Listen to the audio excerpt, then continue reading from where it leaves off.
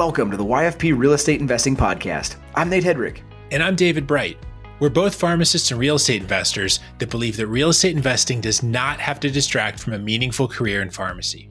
Each episode, we share stories that educate and inspire pharmacists to leverage real estate investing as a part of your financial plan.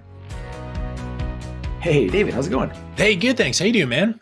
Good. It's springtime. It's been busy, though. It's been awesome. We had a chance to get away. Me and the fam went off to Florida for about a week, which was really nice. We just sold a house. We got a lot going on. It's been really good. What about you guys? Yeah, it's been wild. The real estate market for sure. Now, we did not get a chance to go to Florida. We're still here in the cold Michigan. There was hail this week. So it's like, yeah, it's still wild up here, but it's a strong season in the real estate market. That's for sure. We've got a few flip projects finishing up. We're trying to buy a couple properties right now. And so I'm really hopeful that as we see kind of the trends in mortgage rates, like I don't know if you've seen mortgage rates the last couple of days, but they're coming down quite a bit compared to early part of March. I know we're recording this in early April 2023, trending in a lower direction, which is kind of nice for buyers and sellers. Yeah, it's definitely heating up the market again. We're seeing more and more properties here, at least locally, that are coming on the market quickly. Selling quickly. That inventory problem is still persistent. And so it's making for an interesting spring real estate market, but it's good. It's nice to see those rates coming down. Yeah, kind of in keeping with our push in season 2 of the YFP Real Estate Investing podcast, we're focusing much more on current events and changes to the real estate landscape, referencing back to a lot of earlier episodes we talked about in the first 100 episodes. But many folks that have been tuning in for years have probably been hearing us talk about rates in 3s or even the low 4s for even investment properties. And that's certainly not a thing right now. We're seeing some major shifts to much higher rates compared to that, although historically just a lot more normal, much more wild than they were during the first little bit of COVID there. And really those big market shifts, that's a good time to bring an economist in to the show and talk about what is the market doing from a global standpoint. Yeah, and I don't want anyone to panic, right? You hear economists and you start to think like boring economics lecture, here we go. But I promise it's not that, right? So we've brought on Alex Cartwright. Alex is a managing partner over at Vilicus Capital. He is an associate professor of economics and the chair of the management department at Ferris State University. He's done a bunch of really interesting things in the real estate market. He's been a consultant for Open Door Capital, Brandon Turner's company that you may have heard of. He's a guy that has done a lot of interesting things, and he has a great way of diving into some of these really complicated topics and trying to break them down. And again, on top of all those things, right, he's also a real estate investor himself. So it's not just theory, it's really based on reality and actual experience too. So again, perfect person to bring on for our next episode of season 2. Yeah, I like his perspective too, because he got started with single family rentals. He got started and he's got some fun stories about getting started at an even smaller scale in a different business entirely. So he's jumped kind of all around and been just very entrepreneurial in his journey and growing through all of those stages. So he can talk about the getting started and gives great advice for getting started and what the market's doing there. He's also giving great advice for larger projects and conversions. And in his end, he's working on a syndication project. So he talks about syndication and what's the market doing in that world too. So with the big picture economics hat on, the market shifts over the last couple of years, I found the conversation really helpful for a lot of those stages and a lot of those concepts. Yeah, I completely agree. I think, again, just some of the ways he breaks down these topics that are really relevant to what's going on today, super, super helpful. So hopefully you guys enjoy the interview we did with Alex. As always, if you have questions or if you want to hear more interviews like this one or the topics you want us to cover, please head on over to yfprealestate.com. You can connect with David and I there, and we can find ways to make the podcast more for you guys. So hope you enjoy this interview. And with that, enjoy. Hey, Alex, welcome to the show. Glad to be here. Good to see you guys. Yeah, thanks for joining us, man. This is going to be really fun. So why don't we jump right in, give everybody a little bit of background on you and why you're here today. Sure. So I'm an economics professor at Ferris State University. And before I was an economics professor, I was a poor graduate student. And I went to school in a very expensive city, Washington, D.C. And when I was looking for a place to live right after graduation, it dawned on me that I could buy a house and rent out the rooms to other people in my program. And I was amazed at how lucrative that was. And that is what really got me interested in real estate in general. As a poor grad student, the bank just didn't have enough faith in me to give me a mortgage. And so after several attempts and saving up lots of money to put down, I was unsuccessful in securing a property, but took that love for real estate and decided that what I would do instead is buy cars to rent out on Uber to other drivers. This was right when Uber was becoming a big deal. Uber X, the platform that most people are familiar with, had just came out. And so I bought a car, and again, just taking the concept of buying an asset, chopping it up into little pieces and renting it to people. I bought a car. I created a website where people could reserve the car for hours at a time. I took a percentage of their earnings. Then I leased out a parking spot in the center of Arlington where people could come on public transport to use their car for Uber. And the sales pitch was kind of, if you don't have a car that's Uber approved, if you don't have a hybrid, if you don't want to use your personal car, you don't have a personal car, whatever the story is, you can come and use my car. There's no minimum amount of time or maximum amount of time. Reserve it for a half hour at a time. I don't make money if you don't make money. So I get the car. It's on the road 24 hours a day. And so then I get another car and another car. And then I figured out how I could sell some minor damage insurance on my cars. But the whole time I'm thinking about my cars as if they are little pieces of real estate. Now, unfortunately, you can't cost segregate cars. Cars don't appreciate in value. Cars need repairs. And as soon as I graduated and got a real job, I took my W-2 income down to the bank and secured my first FHA loan for a duplex, which is how a lot of people get started. And that's how I encourage all my students to get started in real estate. We can talk about why that's just a great path, kind of like landlord training wheels, if you will. So I lived in a duplex for a couple years, got another duplex, and kind of tried to build my portfolio from there. And then for the last 2 years, been working on syndication deals. Yeah, I love that natural transition too, from just being a little bit scrappy, getting in where you can, doing what you can to get started, and then just kind of growing from there. I feel like that's a very common thread of people starting off with, well, and maybe not starting off with cars, right? But at least starting off with a single family house, duplex, something a little more achievable there, and then growing into bigger investments. And I think the bigger investments are really impressive. I want to get there, but can you talk for a minute about that kind of single family house or duplex? And as people are trying to think that through of where do I get started, tell us a little bit about the training wheels of investing there, like you said. Sure. Let me just one point about that slow start. You, like a lot of people, are eager to get started, but they think, wow, I've got to pay down some debt or I've got to get a higher paying job. Like there are a lot of barriers. And this is the kind of thing that for a lot of people getting started, you got to plan a good 12 to 24 months out sometimes to put yourself in a good position. And you just use that time to get yourself educated. That whole time I was driving for Uber, I was listening to Bigger Pockets podcast. That's one of my favorites. I was also listening to Apartment Investing with Michael Blanc, another one of my favorites. And I'm educating myself so that when the time came that I could afford to get a property, I was ready, not just financially ready, like I was mentally and emotionally ready for it. And everybody can start educating themselves no matter where they are in the journey. I'm kind of shifting gears to thinking about a duplex. Here's my quick sales pitch to all my students versus single family house. And I'm sure you've had a lot of other guests that have said the same thing. I can't take any credit for coming up with this, but I agree with it. If it's got one front door, at some level, it's a liability, meaning it doesn't put money in your pocket every month.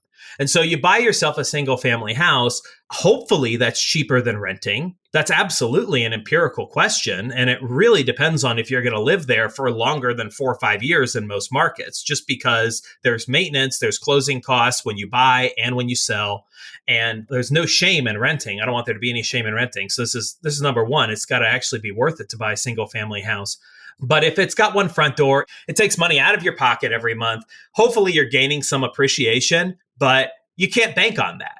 And some people in the industry, I think, rightfully call waiting for appreciation as smoking hopium, right? We're just hoping that it's going to go up in value.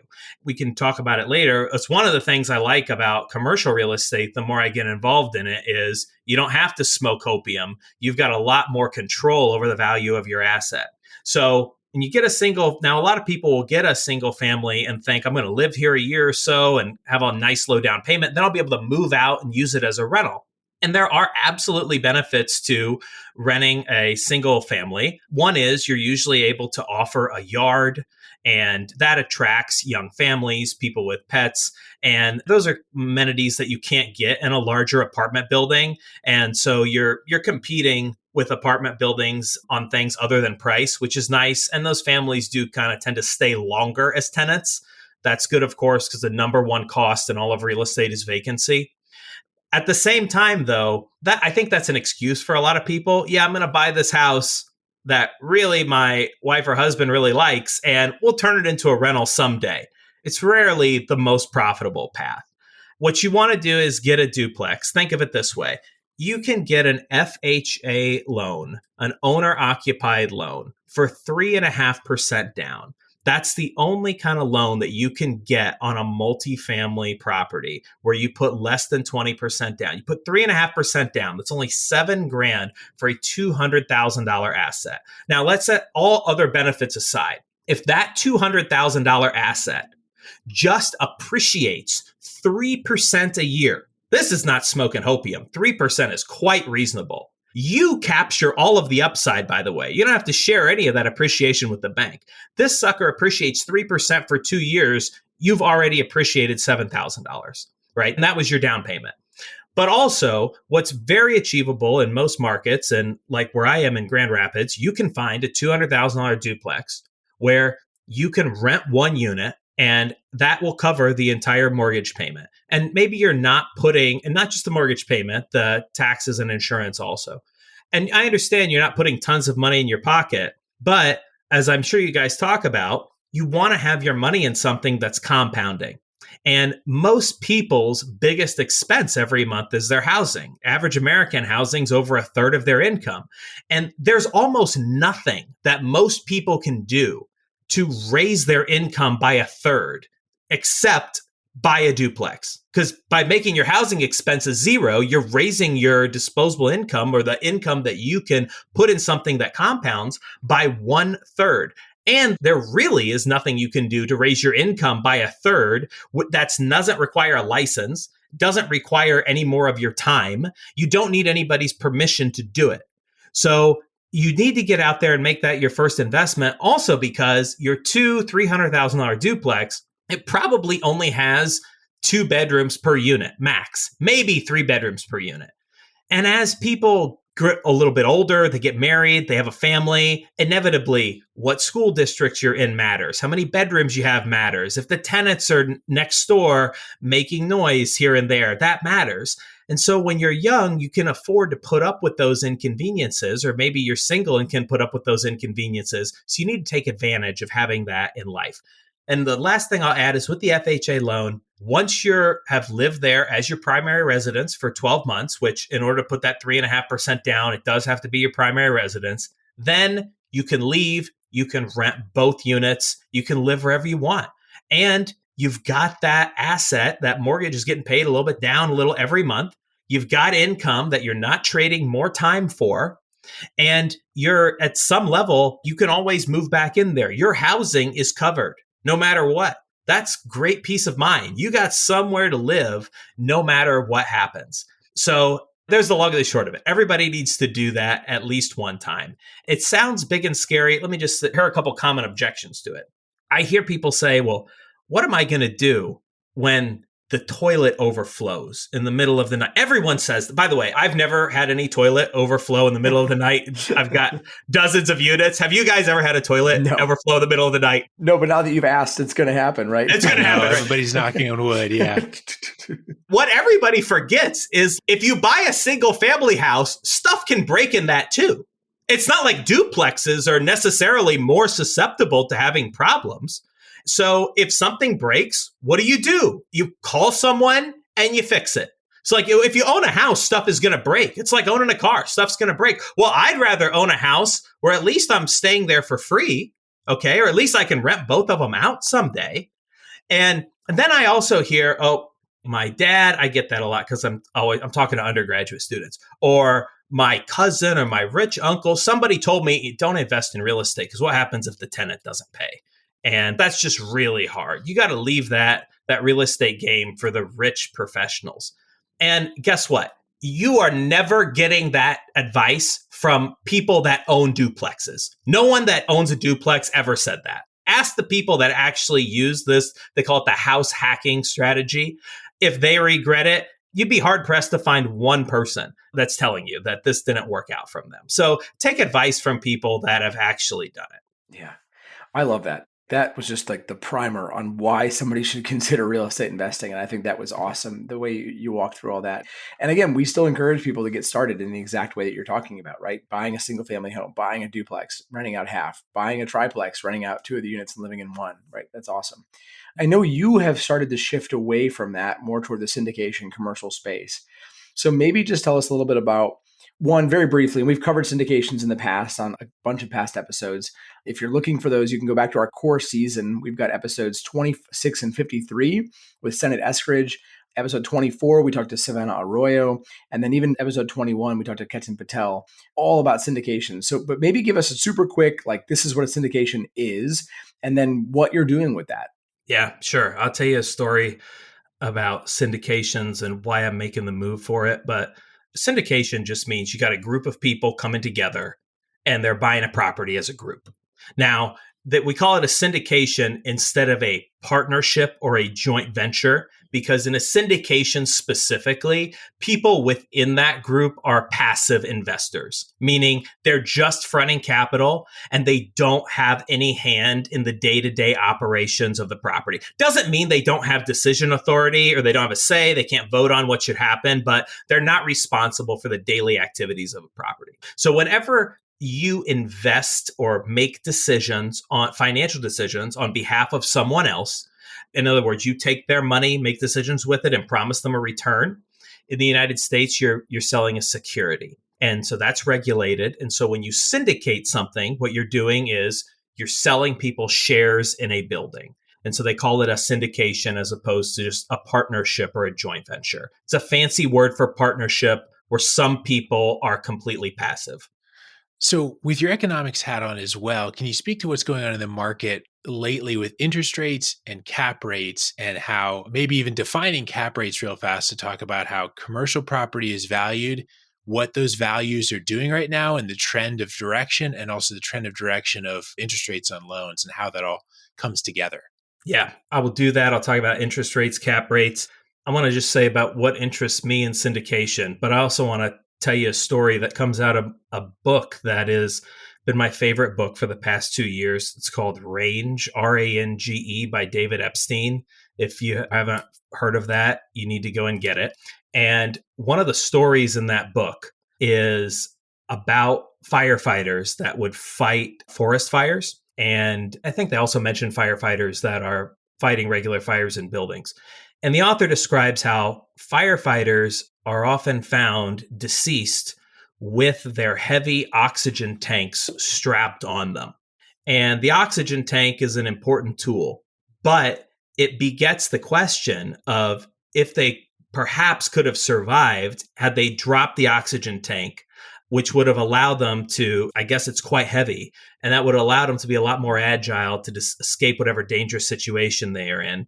And people that have studied this believe that if these firefighters would just drop the tanks, they'd be able to get to where they were going and survive. What I take away from that, and what the author takes away from that, is we often clench onto tools that are familiar to us, and not just that have been familiar to us, but tools that have helped us get to where we are.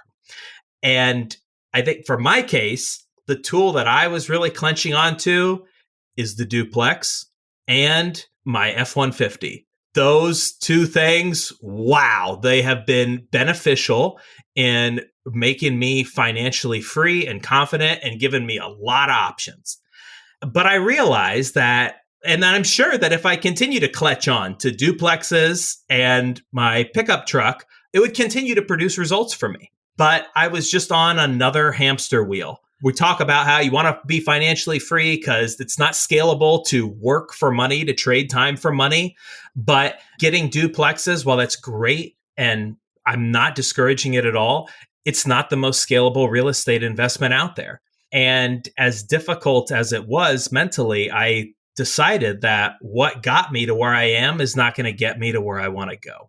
And I went to this real estate meetup in Houston, and it was at a brewery, and I'm talking to different people there. And I was in Houston to look at a property that was for sale. It was 120 units, a large property. And I said, yeah, I think I'm going to put an offer in on that property. I'm telling other people that are at this brewery. And they said, I saw that for sale too. And I said, well, I don't live in Houston. Like, I'm becoming an expert on this market. So tell me, what do you think of it? And they said, well, it's $5.5 million. I'm like, well, understood, but that's also $47,000 and change a unit. And they're like, yeah, but it's $5.5 million. And I thought to myself, like, if you ran a business and I told you, you could have a billboard on your local interstate, but it's $100,000 a month, what would you say to me? And you might say $100,000 a month is a lot of money. And I would tell you the $100,000 a month is irrelevant. Like, it depends on what is that billboard going to bring me in terms of new traffic. Like, in ROI, you can't evaluate the I without knowing the R. You got to know both of them together. Like, just let's not get hung up on the fact that it's $100,000. Let's look at the return. Those guys are like, yeah, but that building's $5.5 million. That's too much. I'm like, is it? And then I heard all these guys talk about how they got these great deals off market on their duplex and their triplex, and they got this appliance on clearance at Lowe's and that appliance on clearance at Lowe's. And I'm like, yeah, I know how that feels. You know, I've been there. And they found this contractor and that contractor, and they've got their system down. And I'm like, yeah, I'm right there with you. And then they all went out and they got in their pickup trucks and drove away. And I thought, I need to graduate from this. And at the time, I was doing some consulting with Open Door Capital, which is, I believe, the second largest holder of mobile home parks in the United States. And I had an opportunity to get some one-on-one time with Brandon Turner, who is the founder of that company and used to be the host of Bigger Pockets. And he's like, the best decision I ever made is when I put my tile saw on the curb. I didn't even try and sell it, just said, get rid of it. And I thought, yeah, I got to drop the oxygen tanks. I got to put my tile saw on the curb. And the people that go after the $5.5 million buildings, they don't drive pickup trucks. And that's for a reason, because they don't want to get distracted with that stuff. It's not. And so I traded my pickup truck. It's not an arrogant thing whatsoever, right? I was just like, what is going to get me to where I want to go? The next level is not what got me there. In deciding to not do, I did buy one fourplex last year, but just because it was a good deal.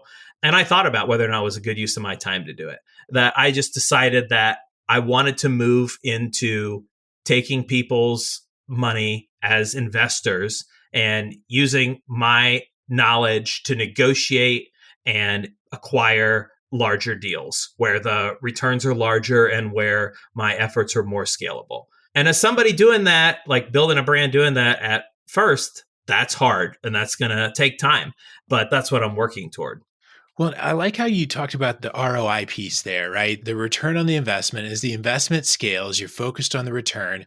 You obviously, as a professor, as a teacher of this, you can focus on some of the metrics of that. And so that's kind of where that cap rate piece comes in, right? And that's how you can start to evaluate some of these larger properties and start to look at that investment. Is that right? That's right. So let me talk to you about that. So this is the most important thing you need to understand for thinking about and evaluating different kinds of commercial real estate. Before I get to cap rate, let's just back up one level further. You guys know that when you are looking at a single family home, the value of the single family home is primarily determined by the comps, by the neighborhood. And the appraisal will look at what's comparable and determine a value of your home based on what other people are paying for similar products in the market. And that's also true on a duplex. That's true up until 5 units. After 5 units, it's considered a commercial asset. And at that point in time, the value of the property is totally and completely determined by the income. In other words, the location, the amenities, and the features the property has, right? How visually appealing it is, etc. All of that at some level is factored into the rents that property generates. And so appraisers look at the income that a property generates. And then that income is multiplied by some number in order to give the property a value. Now, I can't help but say, this is how every business is valued. Every business, even outside of real estate, is valued based on the cash flow that it generates. Commercial property, meaning an apartment complex or a self-storage deal or an office building or a hotel, same story. We look at how much cash it generates and we put a value on the property based on that stream of cash flow. On Wall Street, they talk about multiples. How many times am I going to multiply your earnings in order to get there? In real estate, we talk about it a little bit differently. We still talk about multiples, but we talk about it in terms of a cap rate, which is quite literally 1 divided by the multiple that is being put on those earnings. Now, so I'll give you an example. So if we say that a property trades or is valued is probably a better term, at a 10 cap, that means that every $1 of value that property generates is multiplied by 10. So if it's generating $10,000 a year, property is at a 10 cap worth $100,000. And what that 10 cap means, sometimes you'll see it expressed as a percent. CAP stands for capitalization rate. What a 10 cap means is that if you bought the property in cash, you would get a 10% return. And so that kind of quick math that's one of the reasons why we talk about real estate in terms of cap rates instead of multiples.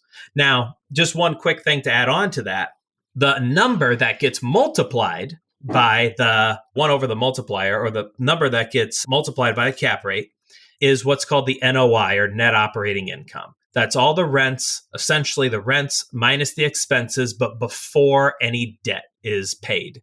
It's done that way because everybody will have their own different capital structure or debt terms. So you take your NOI, divide by your cap rate, and you get the property. So then the question is, where does the cap rate come from?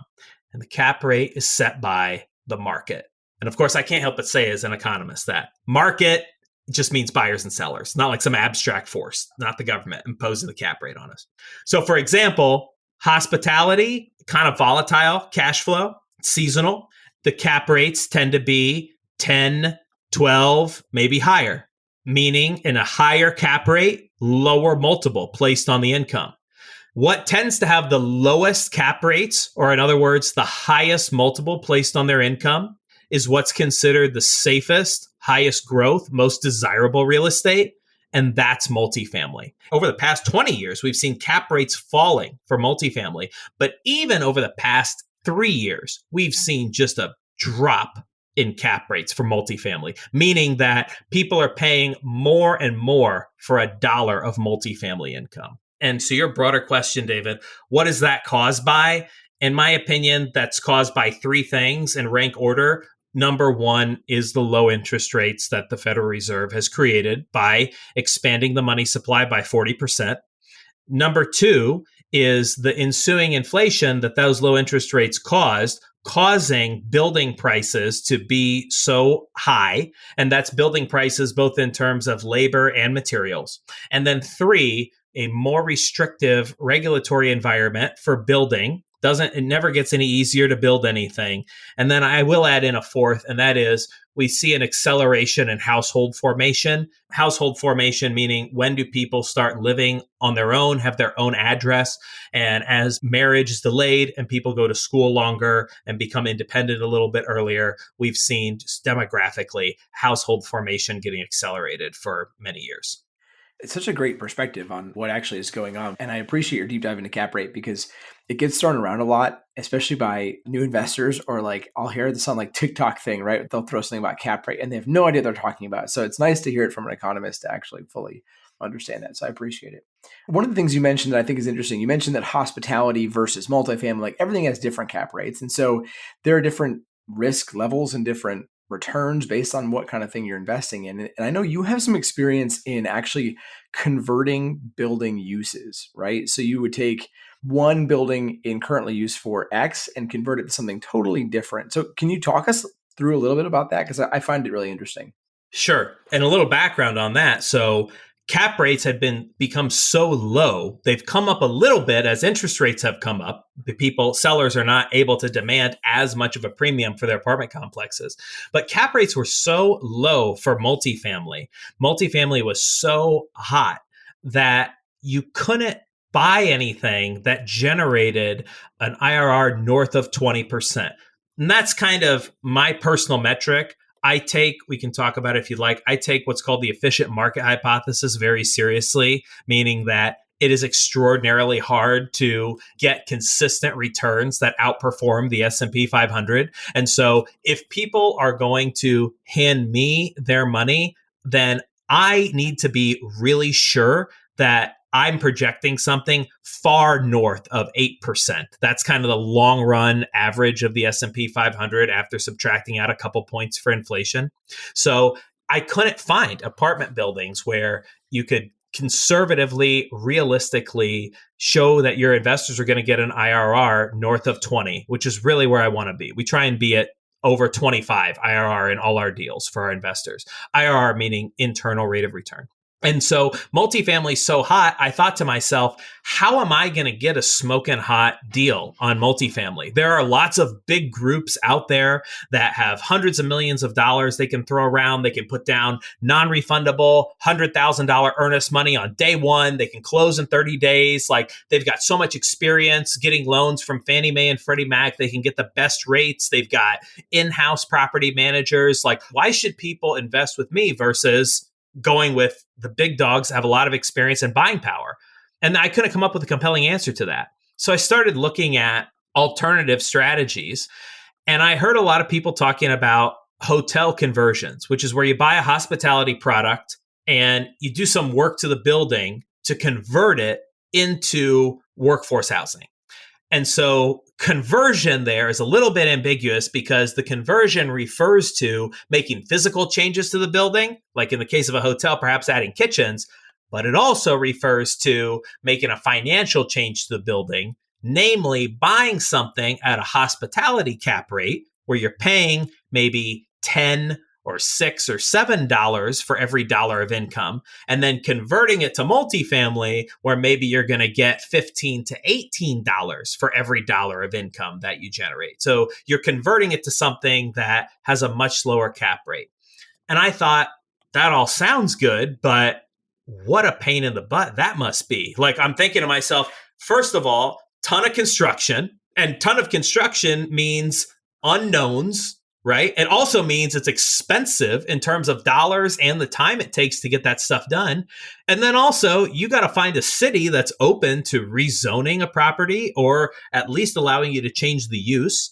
And then you've got to find a seller that's willing to let you put a property under contract for not 2 weeks or 30 days. You might need 60, 90 days to go to the city and say, hey, what do you guys think of allowing us to change the use of this asset? And then maybe you have to hire an architect to pull that off. Oh, and by the way, a lot of these 2-star older hospitality buildings are franchises, like a Motel 6 or a Holiday Inn. Those are franchises. And so for the seller to take the franchise off, they've got to pay some pretty hefty, they call them liquidated damages. They're essentially fees for leaving the franchise. And I thought, wow, that's a lot of hurdles to overcome. But in having that mindset, I made a mistake. And that is, I didn't just put numbers on those problems. That's what all good entrepreneurs do, especially in real estate. There's a problem, put a number on it. Like this house has a crappy location, great, put a number on it. House needs a bathroom, put a number on it. Needs a new roof, put it on. So all these problems, just put a number on. And I went and I started looking at these hotels. And I started putting numbers on those problems, like big, exaggerated numbers. And without getting too much in the weeds, I just said, wow, figuring out how to solve these problems is just worth it. It's just worth it. Because, for example, in Texas, Class C, which is kind of workforce housing, trades for around low 100,000s per unit, where you can buy hospitality 35 to 45,000 a unit. Sometimes extended stay hotels that already have kitchens in them. So when you're in one of the hottest markets, like great location, hotels also happen to be in great locations, right? And they also happen to have really nice amenities. And by the way, old hotels, they're not that desirable. People don't really remodel 2-star hotels, maybe once. Then they just build new ones. And I was like, okay, that is worth figuring out how to do. So I've been studying that for over a year. put different hotels under contracts, learned all the different complexities. And I'm trying to build a brand around just being the person that knows a lot about hotel conversions.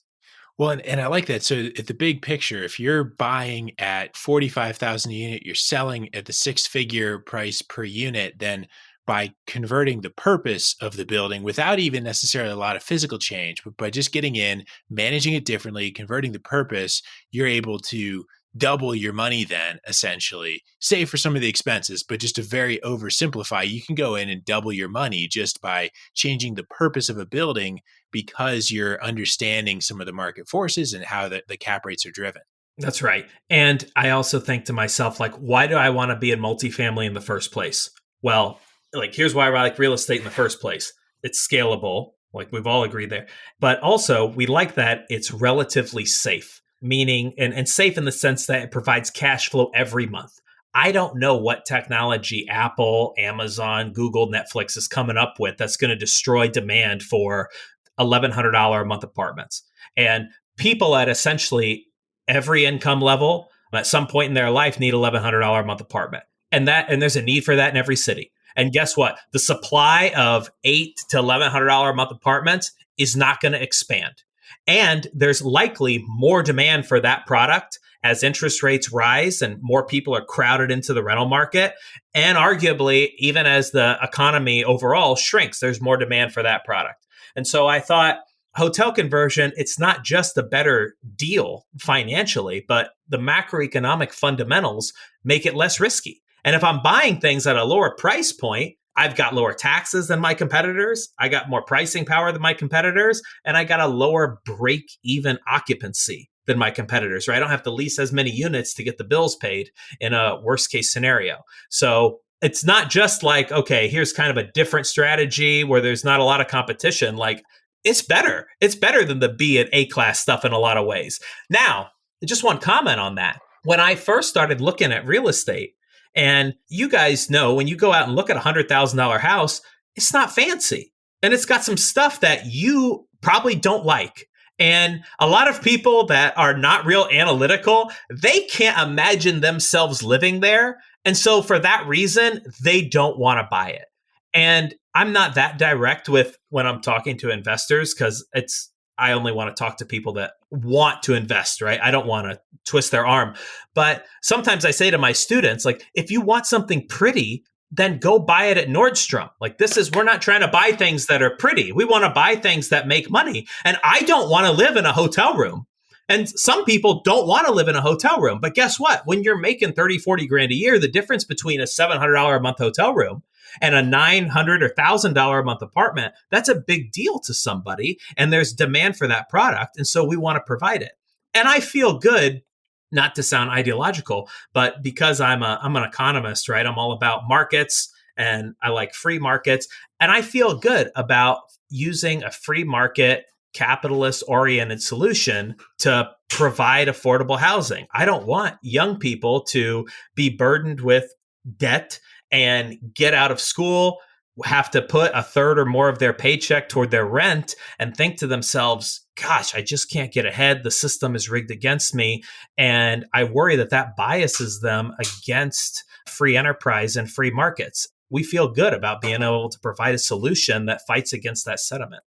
I like that a lot. I like the very different strategy that you're giving us a deep dive into versus what a lot of syndicators are doing by doing this use change and by leveraging that. I know we've talked with other syndicators in the past that speak about value add and other things within an existing space. And I think particularly over the last couple of years, kind of like you mentioned, as cap rates have come down, meaning that property values have gone up, I think we're in this season where everybody looks like a genius that's been in the syndication space because the market has just really helped a lot of people out. So as we look ahead into the next couple of years with where things are going with interest rates and cap rates, can you give us a little preview of what we might expect? And does past performance guarantee future results? So of course, past performance doesn't guarantee future results, but let me put a little bit of meat on that bone. Okay. So let's say cap rates fall from a 6 to a 4. All right. So a cap rate at a 6 means that every dollar, you take 1 divided by 0.06, that means every dollar of income or net income that comes in is multiplied by 16. All right. If a cap rate goes to a 4, that means every dollar of income that comes in is multiplied by 25. So that's $9 for 25 over 16. That's a 56% change in the valuation if the cap rate goes down 2 points. All right. So let's say you're a crappy syndicator. Your business plan wasn't any good. You underestimated your expenses. You didn't get very competitive debt terms. You overpaid for the property. You recycled through 3 property managers. You've got a ton of tenants that are delinquent, on and on and on. Every bad thing in the book happens, but all of a sudden the property that you have gets valued 56% higher. It's hard to lose. Like if you lost, I'm sorry, but you're just a fool. And by the way, the S&P 500 goes up high 20% in those couple years when the interest rates are low. So it's like, yeah, you generated 20% on your real estate deal, but what kind of risk did we take and what kind of lack of liquidity did your investors have being locked up in your apartment deal versus just sitting at home and investing in their Vanguard S&P 500 on E-Trade? So here's how you would evaluate a syndicator, I would think. It's not to say that their track records don't matter, but you have to look at what they predicted would happen. So just like step back for a second. If I asked you, David, do you think it's going to, if you told me, yeah, it's going to rain tomorrow, Alex, and I say, how certain are you it's going to rain tomorrow? You say, I'm 99% certain. David's really certain it's going to rain. And then, of course, as an economist, we know that asking someone to bet is a tax on their BS. So I would say, David, are you $10,000 sure that it's going to rain tomorrow? He says, yes. All right. So then let's say tomorrow comes and it rains. And David's like, you see it? I was right. And let's say David's right like 5 days in a row. Well, that doesn't mean that it was 99% likely to rain. Maybe it was only 5% likely to rain and David happened to be right.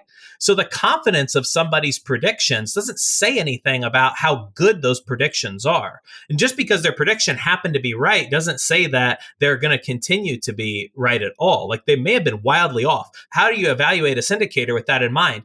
Go to that syndicator and you say, when you guys bought that property 3 years ago, the one you just sold, show me the projections that you gave to the investors, right? Did you projected occupancy to be where? You projected the expenses to be rare, and you expected to sell it for what?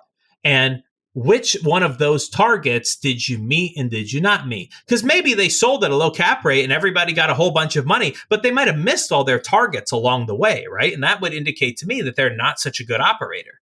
I really like that because I feel like we've talked to others about how to evaluate operators, but rarely have we talked about going back and looking at the actual operation, right? We talk about results. We talk about, you're completely right. If the market is giving you a cheat sheet, basically, the results may not be the thing to watch. It might be the actual operation itself. So I really appreciate that. That's really good dive into that. Alex, I want to get your take. We do 3 questions with every guest on the show. We call it our final infusion questions. I want to get your take on these, see where you're at. So the first one we always ask is, what's one tangible strategy that you use to make sure that your investing works hand in hand with your career, right? Busy economist, professor. How do you do all of that at once? I'm lying if I say that it's not a struggle what to prioritize. And as an economist, I'm the first one to tell you that trade-offs are real. And I do 2 things with various degrees of success. And maybe these are not the right 2 things. So one is that I make sure that I'm integrating my professional research agenda with my entrepreneurial interests. And so I'm doing research right now on affordable housing and regulations that surround affordable housing, and also doing research trying to understand exactly what predicts economic growth at the city level. We hear a lot of things about you want job growth, you want population growth. These kind of, everyone's got like the same 4 or 5 criteria. And so I'm doing research about historically how well do those hold up and actually predict different amounts of appreciation and what drives rent growth, things of that nature. So try and integrate those 2. But on the trade-off point, we've got this concept in economics called the production possibilities frontier. I know this sounds so boring. Maybe this is not a good idea of me to try and describe a graph via audio, but I think you can get it. So all that we say in economics, if you do more of in a world of scarcity, That's why we all trade with each other. We live in a world of scarcity. We got scarce resources, scarce time. This is not to say you got a scarcity mindset and you don't believe you can grow, but it is to say that we face some constraints. Well, if I do more of one thing, I've got to do less of another. So maybe you remember from your econ class, they threw up some example the first day and said, if a country produces more guns, then they got to produce less butter. Okay. Guns and butter. Guns and butter, right? It's classic, right? More of one, less of the other. That's right. So you only have to produce fewer guns if you want more butter, unless you are unable to push the curve out, unless you're actually not able to do more of both. And so I believe that I got an imperative to ask myself, like, am I on the curve? Am I at my limit? Is it actually true that I can't do more of both? Or is this just some story I'm telling myself or someone else has told me? Is there a reason why you can't do these things? And a lot of people will tell you that you need to be doing fewer things, you're busy, etc. And I know this sounds a little bit arrogant, but that advice always comes from people that are doing less and are just not where you want to be. And so I've learned to tastefully ignore those people. But how you balance a busy schedule, I have no secret sauce for that, right? We do the best we can.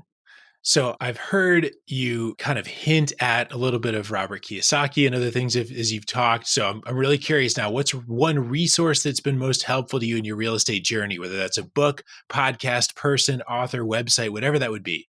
Wow, one person.